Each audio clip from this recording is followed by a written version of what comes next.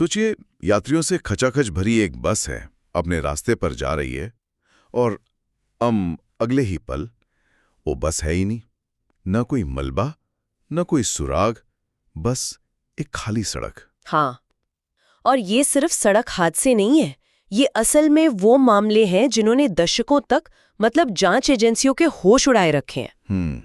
आज की तकनीक और इतने बड़े बड़े खोज अभियानों के बावजूद उन बसों का, उन लोगों का क्या हुआ, ये आज भी एक गहरा राज है। और इन सब में एक बात अजीब है ना? सबूतों का पूरी तरह गायब हो जाना। बिल्कुल। तो शुरुआत करते हैं 1998 के उस मामले से जिसे हिमाचल की घोस्ट बस भी कहा जाता है। राइट। हिमाचल रोड ट्रांसपोर्ट की एक बस थी, 42 यात्री थे और वो मनाली से कुल्लू जा रही थी। और ड्राइवर राम सिंह, वो भी कोई नए नहीं थे, काफी अनुभवी चालक थे। हाँ, लेकिन वो बस अपने रास्ते के किसी भी चेकपोस्ट पर कभी नहीं पहुंची। और सबसे हैरान करने वाली बात तो ये थी कि इसके बाद एक बहुत बड़ा खोज अभियान चलाया गया, जिसमें सेना भी शामिल थी शायद। हाँ, सेना, हेलीकॉप्टर, गोताखोर सब ने मिलकर आसपास की नदियों और घाटियों को छान मारा, लेकिन बस का एक नट बोल्ट तक नहीं मिला। सड़क पर टायर का एक भी निशान नहीं। एक मिनट, टायर का निशान भी नहीं? कुछ भी नहीं, मतलब जैसे बस सचमुच हवा में घुल गई हो। लेकिन पहाड़ी रास्तों पर सबसे आम थ्योरी तो भूस्खलन की होती है। क्या ये मुमकिन है कि कोई बड़ा लैंडस्लाइड बस को निगल गया हो? यही सवाल जांचकर्ताओं ने भी पूछा था और यहीं से ये मामला और रहस्यमय हो जाता है।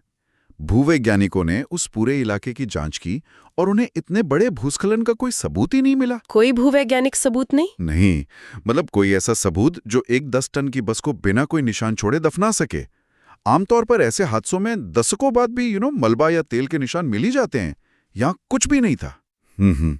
यानी वैज्ञानिक तर्क भी एक तरह से फेल हो गया। तभी शायद स्थानीय लोगों में वो अलौकिक घटनाओं और समानांतर आयाम वाली कहानियां बनी होंगी। बिल्कुल, जब तर्क जवाब नहीं दे पाता तो कल्पना जगह ले लेती है। 25 साल हो गए और आज भी वो 42 यात्री आधिकारिक तौर पर मृत मान लिए गए हैं, बिना किसी सुराग के। हिमाचल वाला मामला तो मतलब दिमाग सुन कर देता है, जहां सबूत थे ही नहीं। क्या कोई ऐसा मामला भी है जहां सबूत तो मिले पर उन्होंने गुत्थी सुलझाने के बजाय और उलझा दी? हाँ, बिल्कुल, और इसके लिए हमें 2015 में मध्य प्रदेश के घने जंगलों में चलना होगा। ये कहानी शायद और भी ज्यादा परेशान करने वाली है, क्योंकि यहाँ सबूत बिखरे हुए थे। अच्छा। एक सरकारी बस थी, 28 जनजातीय यात्रियों को लेकर जा रही थी। तो इस बार खोज टीम को कुछ तो मिला होगा? हाँ, मिला, और जो मिला वो बहुत अजीब था। बस के टायरों के निशान वो मुख्य सड़क से हटकर घने जंगल की तरफ जा रहे थे। जंगल की तरफ?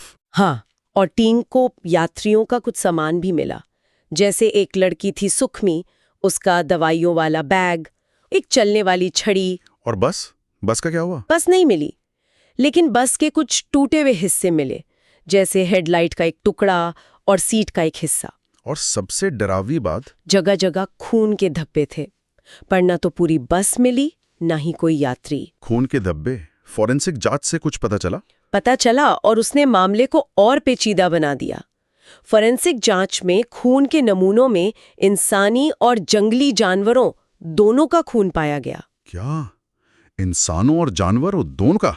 इसका क्या मतलब हो सकता है? ये तो किसी फिल्म की कहानी जैसा लग रहा है। बिल्कुल। इससे कई थ्योरी सामने आई। एक, कि शायद किसी बड़े जंगली जानवर ने हमला किया हो।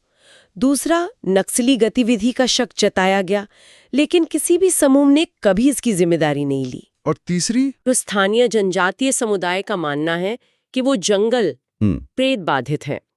सबूतों के इस जाल ने इस मामले को आज तक अनसुलझा रखा है। तो हमारे पास दो बिल्कुल अलग तरह के मामले हैं। एक में कोई सुराग नहीं, दूसरे में बहुत सारे उलझाने वाले सुराग। क्या ये पैटर्न भारत में दूसरी जगहों पर भी दिखता है? हाँ, और यही दिलचस्प है। राजस्थान के रेगिस्तान में भी एक बस गायब हो गई, जहां दूर दूर तक छिपने की कोई जगह नहीं। असम में चाय बागान के मजदूरों से भरी एक बस गायब हुई। शक था कि स्थानीय विद्रोहियों का हाथ है, पर कभी कोई दावा नहीं किया गया। हर मामले की अपनी एक अलग पहेली है, लेकिन नतीजा एक ही है। दर्जनों परिवार आज भी जवाब का इंतजार कर रहे हैं। ये घटनाएं वाकई हमें सोचने पर मजबूर करती हैं। ये हमारी आधुनिक दुनिया के सीमाओं की याद दिलाती हैं। सही बात है। ये हमें ये पूछने पर मजबूर करती हैं कि जब सारे सबूत, सारी तकनीक और सारा तर्क खत्म हो जाता है, तब तो पीछे क्या बचता है? क्या कुछ रहस्य हमेशा रहस्य ही रहने के लिए बने हैं, हमारी समझ और विज्ञान की पहुंच से हमेशा के लिए